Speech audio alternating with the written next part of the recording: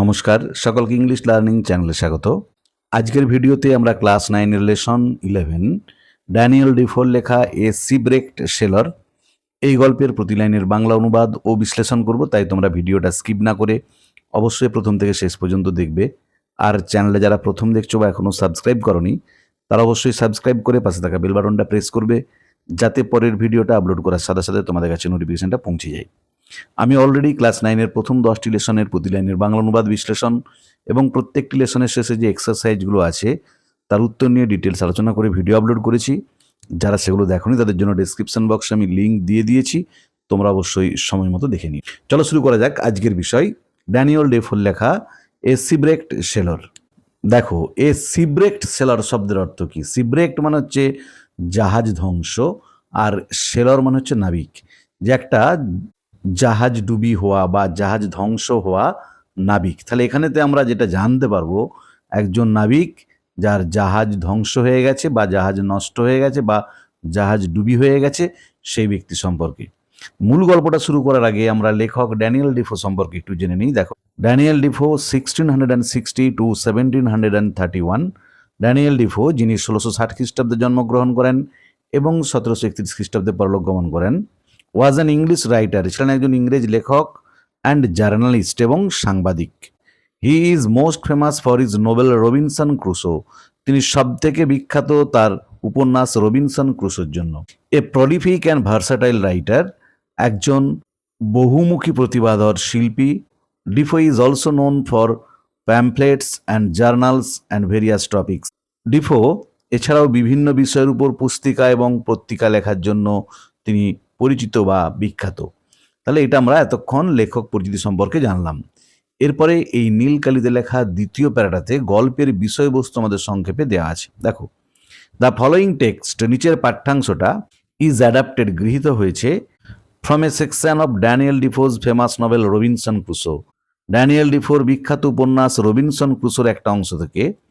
And tells us, এটা আমাদের বলে দিচ্ছে হাউ ক্রুসো, কিভাবে ক্রুসো আফটার বিং সিব্রেক্ট, জাহাজ ডুবি হওয়ার পর, found himself on a dismal island, পৌঁছেছিলেন একটা নির্জন দ্বীপে। যে তিনি একটা নির্জন দ্বীপ কিভাবে খুঁজে পেয়েছিলেন জাহাজ ডুবি হওয়ার পর, সেই সম্পর্কে আমাদের বলে দিচ্ছে এই গল্পটা। দেখো, এবার এটা ইজ লেখা আছে, এটা ইট হবে। It also gives us an inspiring account, এটা আমাদের দেয় এছাড়াও একটা অনুপ্রেরণামূলক ব্যাখ্যা of how he makes the island habitable, কিভাবে তিনি ওই দ্বীপটাকে বাসযোগ্য করে তুলেছিলেন। হ্যাবিটেবল মানে বাসযোগ্য করা। উইথ ইজ হার্ডওয়ার্ক, তার কঠিন পরিশ্রমের মধ্য দিয়ে, যে কঠিন পরিশ্রমের দ্বারা তিনি কিভাবে ওই দ্বীপটাকে আমাদের কাছে বসবাসযোগ্য করে তুলেছিলেন, সেই কাহিনী এখানে বলা আছে। খুবই ভালো গল্প, প্রত্যেকের খুব ভালো লাগবে, একটু মন দিয়ে শোনো।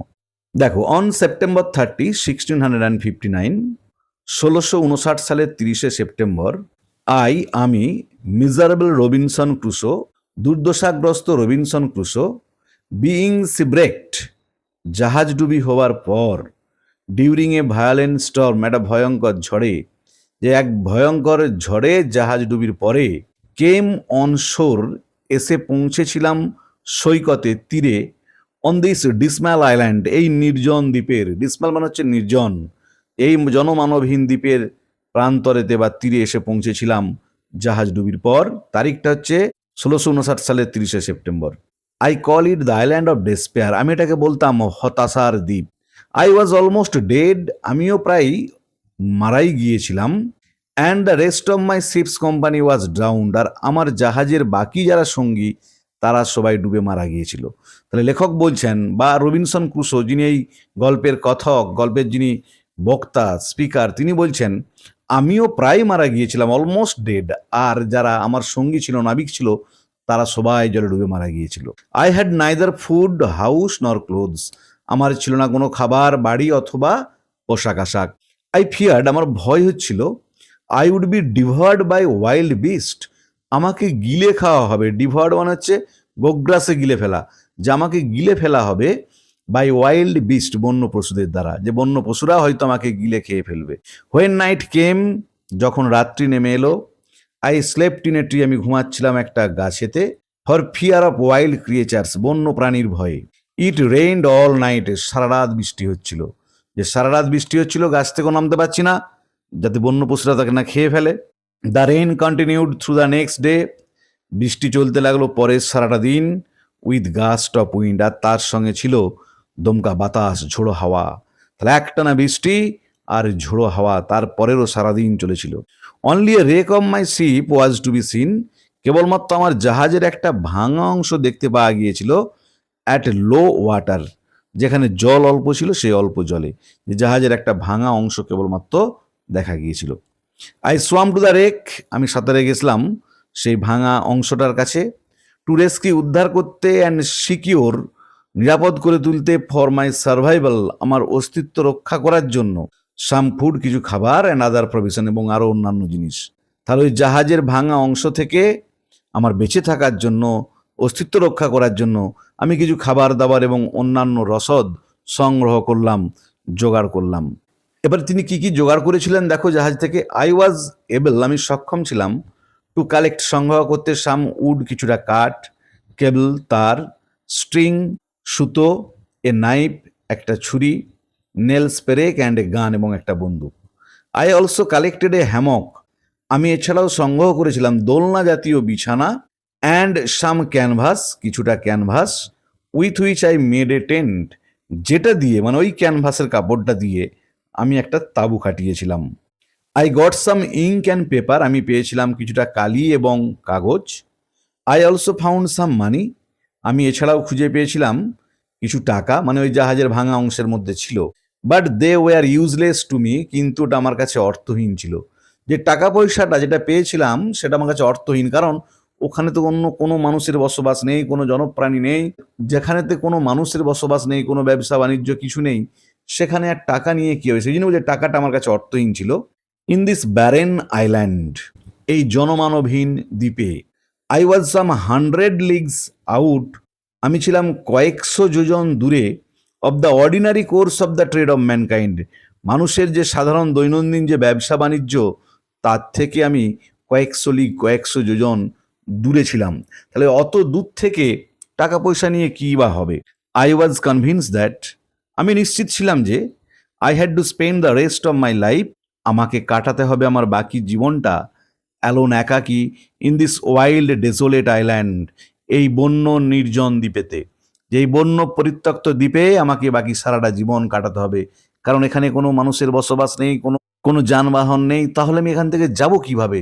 তাই আমি যতদিন বেঁচে থাকবো বাকি জীবনটা আমাকে এখানেই কাটাতে হবে, সেটা আমি বুঝতে পেরেছিলাম, বা সে ব্যাপারে আমি নিশ্চিত ছিলাম। রবিনসন ক্রুসো বলছেন। I search long for a place of safe habitation, আমি খুঁজতে লাগলাম বহুক্ষণ ধরে একটা নিরাপদ বাসযোগ্য স্থান, যেখানে নিরাপদভাবে বসবাস করতে পারবো, সেরকম একটা স্থান বহুক্ষণ খুঁজতে লাগলাম। I found a little plain, আমি খুঁজে পেয়েছিলাম একটা ছোট্ট সমতল ভূমি, on the side of a rising hill, একটা খাড়া পাহাড়ের পাশে, যারা খাড়া পাহাড়ের পাশে, উঁচু পাহাড়ের পাশে এক টুকরো সমভূমি আমি খুঁজে পেলাম। On the rocky wall of the hill, ওই পাহাড়ের পাথুরে দেওয়ালে, দেয়ার ওয়াজ এ হলো প্লেস ওরনিন, ক্ষয়ে যাওয়া একটা ফাঁকা জায়গা ছিল। Like the entrance to a cave, যেন দেখে মনে হচ্ছে গুহার প্রবেশপথ, যে ওই গুহার দেয়ালেতে, পাথরের দেওয়ালেতে একটা ক্ষয়ে যাওয়া ফাঁকা দেওয়াল, যেটাকে দেখে মনে হচ্ছিল যেন ওই গুহার মুখের মতো, প্রবেশপথের মতো। On the flat of the green, আর সবুজ সমতল অংশটাতে, জাস্ট বিফোর দিস হলো, ওই গর্তের মতো জায়গাটার ঠিক সামনে, I resolved to pitch my tent, আমি মনস্থির করলাম, রিজলভড মানে হচ্ছে ডিসাইডেড, মনস্থির করেছিলাম, টু পিচ মাই টেন্ট, আমার তাঁবুটা খাটাবো বলে। পিছনের দিকটা পাহাড়, আর তার মধ্যে একটা সুড়ঙ্গের মতো রাস্তা আছে, বা গুহার মুখের মতো আছে, ফাঁকা জায়গা পাথরের দেওয়ালে, যে তার সামনেটা দিয়ে আমি আমার সেখানেতে তাঁবুটাকে খাটাবো বাকি জীবনটা কাটাবার জন্য বা বসবাস করার জন্য। I cut the wood, I collected, আমি কাটলাম কাঠগুলোকে, যেগুলোকে আমি সংগ্রহ করেছিলাম, ইনটু স্টেক্স, খুঁটির আকারে, যে খুঁটির আকারে আমি যে কাঠগুলো সংগ্রহ করেছিলাম সেগুলোকে কাটলাম।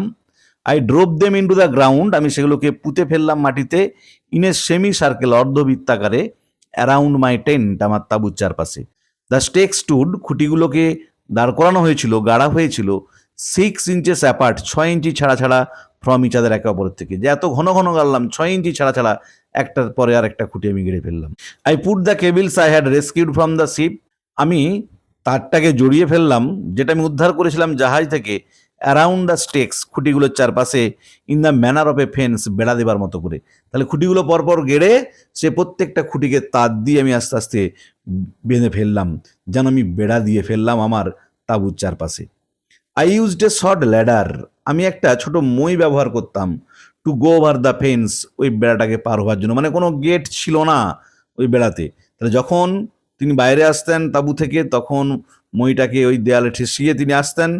আবার যখন তিনি বাইরে থেকে ভেতরে যেতেন, তখন আবার মইটাকে ওই বেড়ার মধ্যে ঠেকিয়ে তিনি ভেতরে প্রবেশ করতেন। ওয়ান্স ইন, একবার যখনই আমি প্রবেশ করে যেতাম, I উইথড্রিউ the ladder after me, আমি আমার সঙ্গে সঙ্গেই মইটাকেও তুলে নিতাম, সো দ্যাট, যাতে করে আই ওয়াজ কমপ্লিটলি ফর্টিফাইড, আমি পুরোপুরি সুরক্ষিত থাকি। ফর্টিফাইড মানে সুরক্ষিত থাকা, এগেনস্ট দ্য ওয়ার্ল্ড আউটসাইড, বাইরের জগৎ থেকে।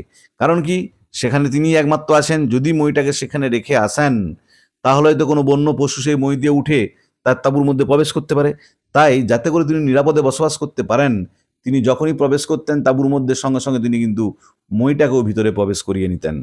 ইন্টু দিস টেন্ট, এই তাঁবুতে, I brought all my stores and provisions, আমি এনেছিলাম আমার সমস্ত ভাঁড়ার বা রসদ, যেগুলো আমি নিয়ে এসেছিলাম ওই ভাঙা জাহাজ থেকে, সব কিছু আমি নিয়ে এলাম আমার ওই তাঁবুর মধ্যে।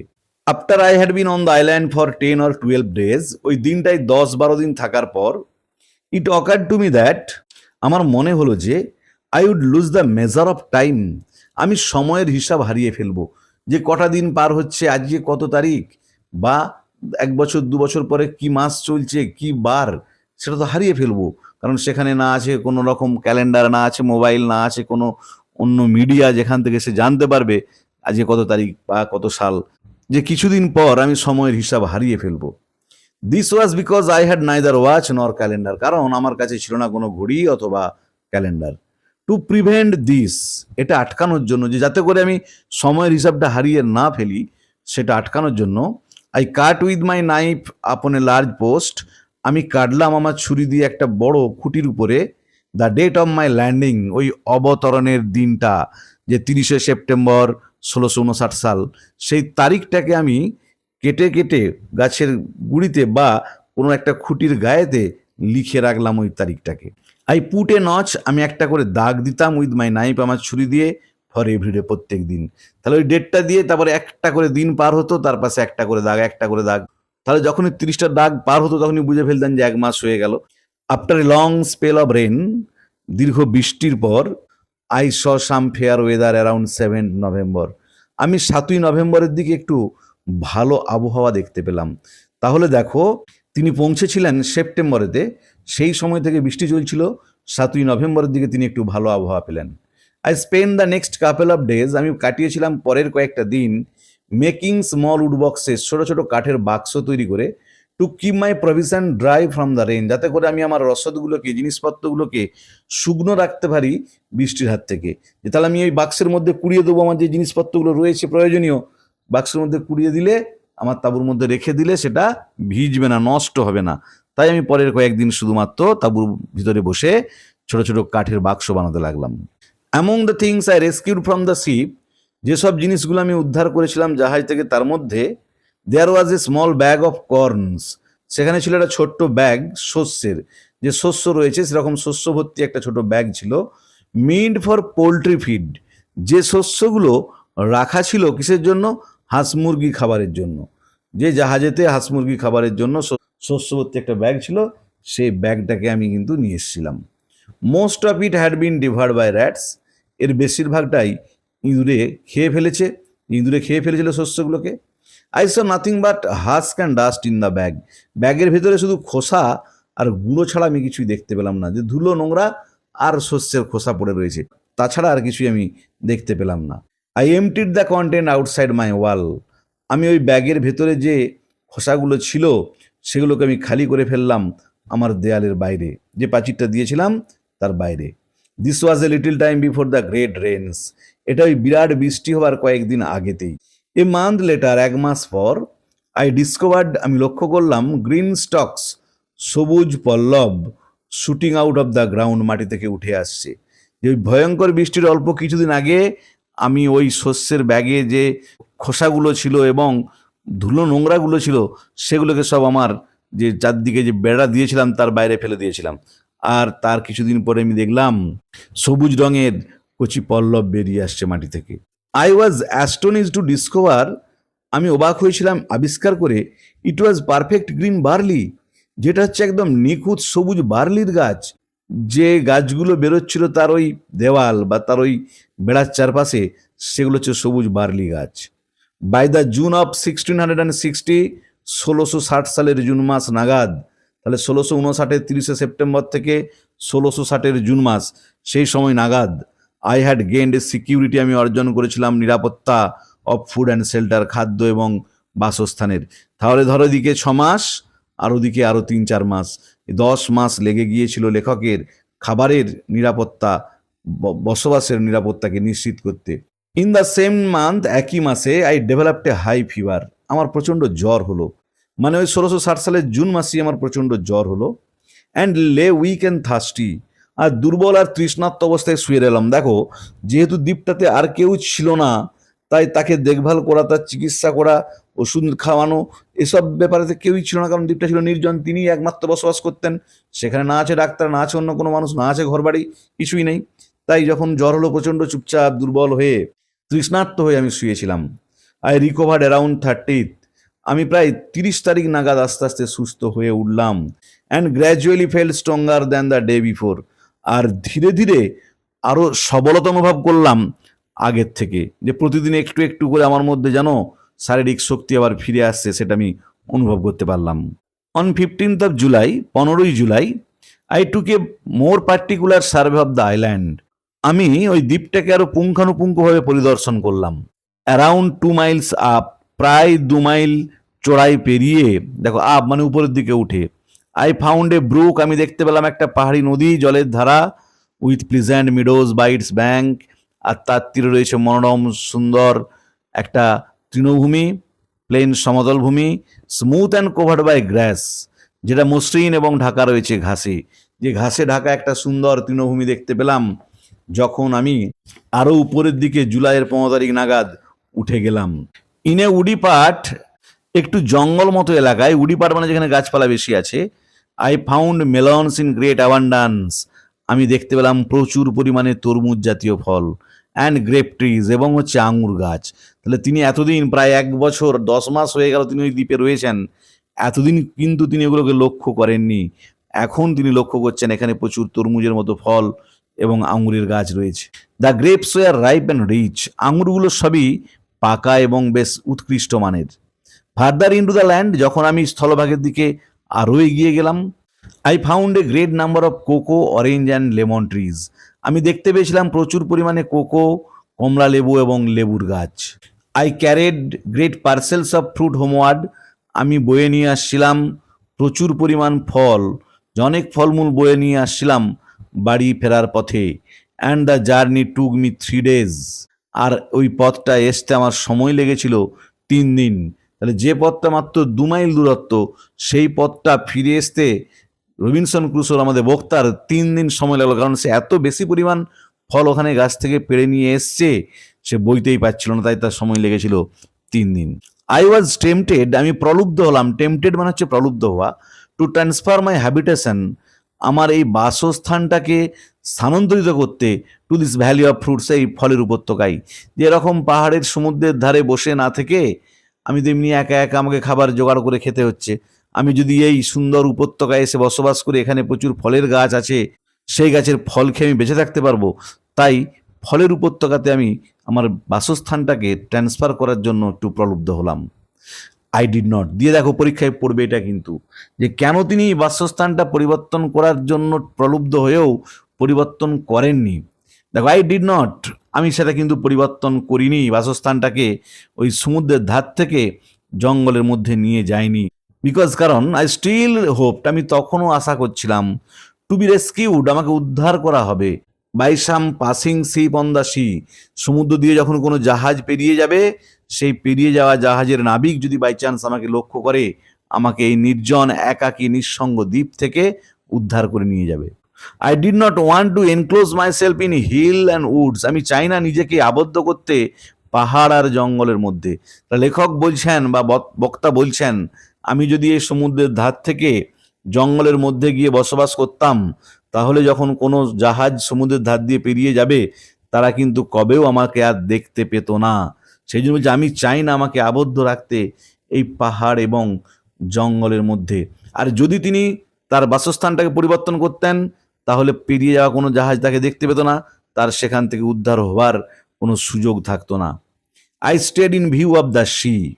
সমুদ্র দেখা যায় এমন জায়গায় আমি থাকতে লাগলাম, যে জায়গায় ছিলাম সেখানেই থাকলাম, কারণ সেখান থেকে সমুদ্র দেখা যায়। তাহলে আবার সমুদ্র থেকে ওই জায়গাটাকে দেখা যাবে। 10 months had passed since I had set foot on this island. 10 মাস পেরিয়ে গেল যখন থেকে আমি এই দ্বীপে পা ফেলেছি। Previously I had no lamp after dark. আগে অন্ধকার হবার পর আমার কাছে কোনো আলো ছিল না। I collected a little tallow. আমি সংগ্রহ করেছিলাম কিছুটা প্রাণীজ চর্বি। ট্যালো মানে হচ্ছে প্রাণীজ চর্বি। অ্যান্ড এ স্মল ক্লেডিস, এবং একটা ছোট্ট মাটির পাত্র। টু দিস, এটার সাথে আই অ্যাডেড এ উইক। আমি একটা সলতে যোগ করেছিলাম। উইক মানে সলতে। I had thus made myself a lamp. এভাবে আমি নিজেই একটা বাতি বানালাম, আলো বানালাম। I now began to seriously consider. আমি এখন শুরু করেছি বিবেচনা করতে। The circumstances I was reduced to. আমি যে অবস্থায় পড়েছি সেই অবস্থার, আমি যে অবস্থায় পড়েছি সে অবস্থার কথা আমি এখন গুরুত্ব সহকারে ভাবতে শুরু করলাম। আই ডিসাইডেড, আমি স্থির করেছিলাম, to describe my state of affairs in writing. যে আমার প্রত্যেক দিনের কাজকর্মের একটা খতিয়ান আমি লিখে রাখবো এই খাতাতে। I began to keep a journal of every day's employment. প্রত্যেক দিনের কাজকর্মের খতিয়ান রাখা শুরু করলাম। I could not include all particulars. আমি কিন্তু প্রত্যেকটা জিনিসকে পুঙ্খানুপুঙ্খভাবে, খুঁটিনাটি বিষয়গুলোকে আমি যোগ করতে পারিনি আমার লেখায়। বিকজ, কারণ gradually I ran out ink. যে ধীরে ধীরে আমার কালির যোগানটা ফুরিয়ে আসছিল। যেহেতু ওখানে কোনো দোকানদানি ছিল না, কালি শেষ হয়ে গেলে তিনি তো বাকি জীবনটার কিছু লিখতেই পারবেন না। তাই তিনি যেগুলো সাধারণ ঘটনা দৈনন্দিন জীবনে, সেগুলোকে কিন্তু তার লেখার মধ্যে তিনি লিপিবদ্ধ করেননি। I found by the notches. আমি লক্ষ্য করলাম দাগগুলো থেকে। I cast on the post. যে দাগগুলো আমি কাটতাম ওই খুঁটির উপরে। It was September 30 again. আবার 30শে সেপ্টেম্বর এসে হাজির। তার মানে তিনি 1659 সালের 30শে সেপ্টেম্বর পদার্পণ করেছিলেন, এখন আবার 1660 সালের 30শে সেপ্টেম্বর হাজির হয়েছে। I had spend 365 days on this island. আমি কাটিয়েছিলাম 365টা দিন এই দ্বীপটার মধ্যে। তাহলে আজকের ভিডিওতে আমরা ক্লাস 9-এর লেসন 11 ড্যানিয়েল ডিফোর লেখা এ শিপরেক্ট সেলার, এই গল্পের প্রতি লাইনের বাংলা অনুবাদ ও বিশ্লেষণ করলাম। পরের ভিডিওতে আমরা এই গল্পের শেষে যে এক্সারসাইজগুলো আছে তার উত্তর নিয়ে ডিটেলস আলোচনা করব। তাই যারা চ্যানেলটা প্রথম দেখছো বা এখনো সাবস্ক্রাইব করনি, তারা অবশ্যই সাবস্ক্রাইব করে পাশে থাকা বেল বাটনটা প্রেস করবে, যাতে পরের ভিডিওটা আপলোড করার সাথে সাথে তোমাদের কাছে নোটিফিকেশনটা পৌঁছে যায়। আর আমি অলরেডি ক্লাস 9-এর প্রত্যেকটা লেসনের প্রতি লাইনের বাংলা অনুবাদ, বিশ্লেষণ, সেখানে যে রাইটিংগুলো আছে তার উত্তর নিয়ে ডিটেলস আলোচনা করে ভিডিও আপলোড করেছি। যারা দেখোনি তাদের জন্য আমি ডেসক্রিপশন বক্সে লিঙ্ক দিয়ে দিয়েছি, তোমরা সময় মতো দেখে নিও। ভালো থেকো সবাই, ধন্যবাদ।